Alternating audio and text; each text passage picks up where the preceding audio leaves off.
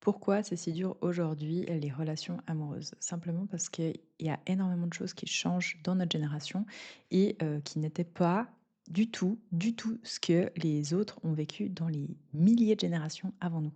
Ça veut dire quoi? Ça veut dire que même si tu regardes il y a 3 ou 4 générations, ton arrière-grand-père, ton arrière-grand-mère, bah, en fait, ils faisaient des enfants et ils étaient en couple pour survivre. Ça veut dire quoi? Ça veut dire qu'il n'y avait pas de retraite, donc ils faisaient 5, 10, 15. Franchement, moi, mon grand-père, il a 11 frères et sœurs. Et il y a eu beaucoup, de morts enfantines et cetera, quand, tu regardes les schémas, familiaux. Mais en fait, c'était juste sociétal. C'était que, la mort enfantine était, un vrai problème et une vraie réalité et du coup, tu faisais beaucoup plus d'enfants aussi pour, avoir, des la main-d'œuvre, pour avoir, des gens pour subvenir à tes propres besoins quand, tu seras plus vieux et cetera. Donc en fait, c'était le système de retraite de l'époque. Et il n'y avait pas, vraiment ces relations entre père, fille, ou relations mère-fille et cetera et il y avait beaucoup moins en fait de, cocooning et c'est sympa. La vie était beaucoup plus dure à l'époque et ça, il faut le conscientiser. On vit dans une génération facile aujourd'hui. Est-ce que c'est bon? Est-ce que c'est mauvais? Je ne sais pas. Mais on dit souvent que les générations fortes créent des temps, faciles, les générations faciles créent, des gens faibles et les gens faibles créent des temps durs et les temps durs, du coup, de nouveau, demandent, des gens forts pour pouvoir créer de nouveau des temps faciles. Donc c'est vraiment des schémas qui se répètent encore et encore et encore et aujourd'hui, je trouve que dans nos relations, en fait, vu qu'on n'a pas d'exemple concret parce que, on fait tous d'après, notre propre temps, hein. Si je demande à mon arrière-grand-mère, si elle était comblée, amoureuse et cetera, je suis pas sûre qu'elle me réponde, «Oui», bien évidemment, elle est plus de ce monde, mais c'était une manière, de procréer et il y avait pas forcément, des attentes, énormes envers l'autre, dans un couple. C'était déjà, on a une unité, on essaie de survivre et après on verra quoi et on fait des enfants pour subvenir à nos propres besoins plus tard parce que, du coup, c'est comme ça que ça marche. Aujourd'hui, maintenant, le système, il fait que, on délègue énormément. On délègue, la retraite, on délègue l'éducation, on délègue, la garderie, on délègue tout ça et en fait, maintenant, ça donne aussi plus de temps, il faut le réaliser et moins de pression, on va dire, de faire des enfants pour faire des enfants comme notre génération l'avait et du coup, maintenant, en fait, il faut aussi se réaliser que c'est à nous de créer le schéma qu'on veut vivre dans, notre vie. Parce qu'on a le choix. On a le choix et en fait, le problème d'avoir le choix quand tu le conscientises, c'est que ça demande de te responsabiliser et peu de personnes ont envie de se responsabiliser. Ils préfèrent se dire: «En fait, c'est censé tomber du ciel» ou «C'est trop dur» ou blablabla et en fait, cette chance de pouvoir créer une unité, créer un couple, créer une famille de la manière que toi ça t'inspire, c'est à double tranchant bien évidemment, mais c'est aussi là où tu peux te dire: «Qu'est-ce qui est vraiment important pour moi?» sans partir dans des scénarios complètement, délusoires. Tu peux pas avoir, quelqu'un de parfait dans ta vie, ça n'existe pas. Mais par contre, tu vas construire une vie avec quelqu'un que je te souhaite que ça soit, fait et que chacun fasse sa part et qu'en fait, vous puissiez construire quelque chose qui vous inspire. Mais en fait, la plupart des gens ne se posent pas les bonnes questions, ne posent pas les bonnes questions aussi à l'autre et en plus, s'ils arrivent à poser les questions, n'écoutent pas les réponses. Donc au bout d'un moment, si tu ne sais pas communiquer dans ta relation, peu importe la relation, hein, ça peut être professionnel, amical et cetera, comment tu veux t'attendre à des changements? Comment tu veux t'attendre à arriver à une destination? Même si tu as jamais parlé de cette destination et où tu as envie d'aller. Et en fait, je trouve qu'on est très biaisé sur l'amour parce qu'on pense que l'autre doit penser comme nous, qu'on pense que, c'est quelque chose de romantique et qui doit faire des papillons, qu'on pense que c'est quelque chose qui doit être, tombé du ciel. Non, en fait, ça demande énormément de travail et surtout si toi tu n'as pas eu en fait, dans ton environnement donc où tu as grandi, ce qui est très commun quand même, hein, un exemple d'amour sain et d'amour durable et d'amour en fait qui se construit et d'amour rayonnant et cetera. Si t'as pas eu ça, du coup, toi, tu inconsciemment, tu vas chercher ce qui est familier pour toi parce que ton cerveau, il aime pas l'inconfort. Donc ton cerveau, ce qui est confortable pour lui, c'est ce qui est familier. Ce qui est familier n'est pas forcément bon pour toi. Ça veut dire quoi? Ça veut dire que tu le vois tout de suite. Tu vois dans tes premières relations, souvent, si tu as eu de la violence à la maison, bizarrement, tiens, il y a encore de la violence. Peut-être c'est pas physique cette fois, mais c'est plutôt verbal. Ah tiens, dans, ma famille, il y a eu, beaucoup de trahison. Ah tiens, c'est marrant, dans mes couples, il y a souvent, des tromperies ou des messages qui partent un peu comme ça et cetera. Et ça, c'est pas parce que tu fais exprès du tout, c'est juste que tu conscientises pas le fait que les schémas d'avant toi se répètent. Et jusqu'au jour où tu commences à mettre un peu de la lumière dessus et que tu commences à dire: «Ah bah tiens, c'est marrant, je répète les mêmes schémas. Pourquoi je fais ça?» Et souvent, c'est les jours où ça fait très mal. C'est les jours où, bah, tu as des ruptures, c'est les jours où, bah, tu peux plus et cetera. Et on attend vraiment la fin de la fin de la fin, que ça devienne tellement inconfortable que tu es obligé de passer au travers.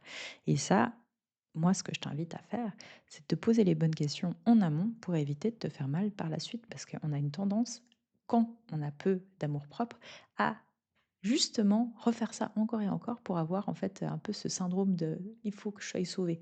Mais tu n'as pas à être sauvé. Tu es très bien, ça va très bien, très bien se passer. Et tu n'as pas besoin de te mettre dans des situations plus compliquées que ce qu'elles sont. Et ça demande de conscientiser, ça demande du travail, ça demande des efforts, effectivement. Mais ça t'évite de tomber dans des relations où justement bah, tu vas souffrir. Alors oui, c'est familier au début et du coup, tu es tout content et puis tu as plein d'hormones, t'as plein de, de joie, de tout ce que tu veux, mais en fait, tu répètes des choses qui ne sont pas saines pour toi. Et quelque chose de sain, c'est presque boring, donc c'est ennuyant presque, mais c'est ce qui te construit. Et en fait, on met nos relations sur les mauvaises fondations. Une des choses que tu peux te demander dans ta relation actuelle, même si aujourd'hui tu es célibataire, ce serait des choses que tu peux marquer sur un papier et te répéter pour pouvoir voir si c'est vraiment quelque chose où tu peux t'investir ou si c'est quelque chose que tu as meilleur temps ben, de ne pas mettre d'énergie dedans. Parce que plus tu vas mettre d'énergie dedans, plus tu vas dire à ton cerveau que c'est important, plus il sait que c'est important, plus il va vouloir te dire que tu as raison et puis qu'en fait il faut rester là, etc. Et puis qu'au final c'est pas si grave et puis que ben, au final, même si tu te sens pas forcément bien dans ton corps, dans ta vie, etc., bah, c'est là qu'il faut rester, etc. Non, en fait, essaye de conscientiser un maximum et essaye d'utiliser, bah, ton cerveau un peu logique quand même dans les choses pour être sûr que c'est pas une fuite de désespoir et que c'est devenu, bah, un couple d'inspiration et donc quelque chose qui toi t'inspire et qui tu peux évoluer dedans. Donc il y a, je l'ai appelé le RAS, donc rien à signaler. En premier, il y a les 5 R. Est-ce que dans ton couple ou est-ce que cette personne te fait rêver? Est-ce qu'elle te fait rayonner, donc tu n'es pas tiré vers le bas, tu es pas, ben, avec un gros nuage au-dessus de la tête. Vraiment, elle te fait rayonner dans pour qui tu es. Ça veut pas dire qu'elle va, te mettre sur un projecteur, mais c'est toi, tu peux être toi, tu peux vibrer, tu peux te sentir, en mode, ben, en fait, j'ai envie de construire, j'ai envie de bâtir, j'ai envie de tester les choses et cetera et tu rayonnes. Donc ça, rêver, rayonner, est-ce qu'elle te respecte? Est-ce qu'elle te rassure? Et est-ce qu'elle te respecte? Est-ce qu'elle te rassure? Et est-ce qu'elle te fait rire? 5 choses importantes. Ensuite, tu as les A. Donc, les 3 A, c'est est-ce que cette personne, tu l'admires? Est-ce qu'il y a de l'affection dans votre couple? Et est-ce que, c'est une personne que à chaque fois je il y en a un à chaque fois que je bug. Alors, est-ce que tu l'admires? Est-ce que, c'est réciproque, hein, c'est est-ce que vous vous admirez, mutuellement? Est-ce qu'il y a de l'affection et est-ce qu'il y a de l'attraction? Donc l'attirance, physique, même mentale et cetera à cette personne. Si tu as ces 3 choses, franchement félicitations et ensuite de ça, tu as du coup le S, c'est pour moi les 4 S, c'est le socle. C'est en gros les 4 piliers de ton couple. Qu'est-ce qui est vraiment important pour vous? Donc déjà toi en tant que personne et ensuite l'autre personne aussi et ça, c'est à vous de les définir. Je donne cet exercice, dans, la formation et l'accompagnement lucidité relationnelle qui va bientôt démarrer et que tu peux te mettre sur liste d'attente juste en dessous. Je recontacterai chacune, des personnes pour pouvoir faire les candidatures et en fait, durant, bah, cette formation-là, tu auras toutes ces types de questions à se poser. Tu auras, le fait d'aller chercher plus loin que le simple, fait de te mettre en couple et puis après d'attendre 1, 2, 3, 4, 5 années de ta vie pour réaliser en fait: «OK, c'était super, mais en fait, c'était quelqu'un pour apprendre des choses de ma vie, mais ce n'était pas une personne avec qui j'étais compatible pour pouvoir vivre sur le long terme» et ça, la compatibilité, c'est ce qui est le plus important. Voilà. Donc l'amour, au bout d'un moment, ça fluctue. L'amour, c'est quelque chose qui monte, qui descend, qui monte, qui descend. Il y a des jours, tu des jours t'aimes pas et cetera et il y a des moments de ta vie où tu vas être plus, ben, investi dans ton couple, des moments un peu moins. Mais en fait, c'est de te dire: «Bah, OK, qu'est-ce qu'on construit ensemble? Où est-ce qu'on va? Et comment on le fait?» Et ensuite, bah, apprendre à aimer cette personne pour qui elle est parce que, bah, en fait, tu ne te voiles pas la face. Ça veut dire que tu sais qui elle est profondément et tu l'acceptes parce que tu sais que tu pourras jamais la changer. Et toi, tu t'acceptes comme toi tu es et tu sais que tu vas changer de ta manière, mais à ta sauce à toi et que tu personne pourra en fait te dire qu'est-ce que tu dois devenir non plus. Donc c'est vraiment ces 2 aspects qui sont super importants et la seule chose que tu peux travailler, c'est toi. Même dans ton couple, la seule chose que tu peux travailler, c'est toi. Par contre, de savoir aborder les sujets, de savoir amener, les vraies questions à se poser, de savoir prioriser, les choses, pouvoir parler des phases de ta vie que tu es en train de vivre, pouvoir comprendre celles de ton partenaire ou ta partenaire, ça, c'est ce qui fait que sur le long terme, ça peut durer et que tu pouvez construire quelque chose d'incroyable. Mais sans ça, c'est difficile. Parce qu'on dit, en gros, dans un couple, il faut de la communication. Je suis totalement d'accord avec ça. Mais on ne nous apprend pas à communiquer. On ne sait même pas dire les choses qui vont pas pour nous et comment bah, l'amener sur le terrain pour pouvoir le travailler. Et ça, c'est des choses que moi, je vous apprends dans cette formation, dans la lucidité relationnelle. Un, parce que j'ai dû l'apprendre. Deux, parce que j'ai un master en résolution de conflits et médiation. Et trois, parce que c'est mon métier. Donc je le fais à longueur de journée. J'aide les personnes à se comprendre pour pouvoir être en paix, en fait, dans leur vie, dans leur quotidien et avoir beaucoup plus de sérénité. Ça ne veut pas dire que c'est facile, mais c'est simple. Et en fait, la simplicité demande du courage parce que quand on veut faire tout compliqué ou quand on pense que les choses doivent nous tomber du ciel, bah là, tu te déresponsabilises et quand tu te déresponsabilises, ben, c'est là que ça devient vraiment compliqué.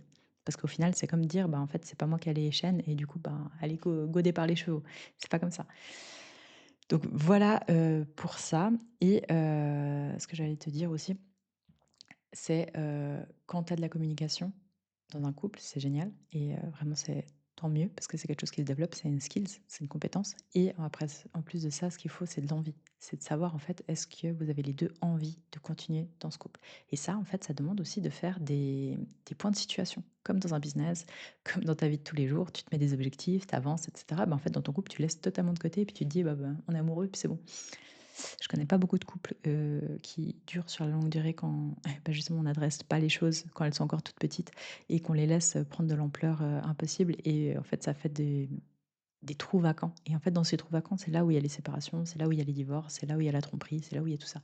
Et en fait, moi ce que je t'encourage à faire, c'est prendre le rythme et avancer de manière sereine sur la durée, mais en ayant des petits points, des questionnements, des bilans et cetera. Et puis en fait, des moments où vous vous retrouvez ensemble.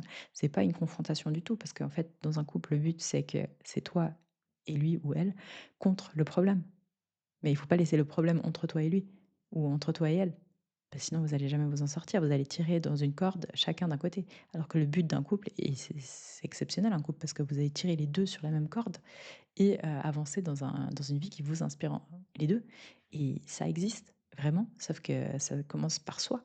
Ça commence par savoir qui toi tu es, ça commence par savoir qu'est-ce que tu as envie de construire, avec qui, comment tu te sens bien dans un couple, comment tu aimerais être traité aussi et bah, savoir comment traiter l'autre. Quel type de langage d'amour cette personne a?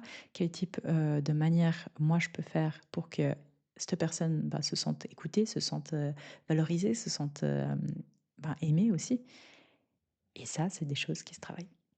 Voilà, si ça t'a plu et si tu connais des gens à qui ça peut intéresser, n'hésite pas à leur partager la vidéo. Je compte sur toi et à me commenter pour savoir ce que tu en as pensé. À tout bientôt.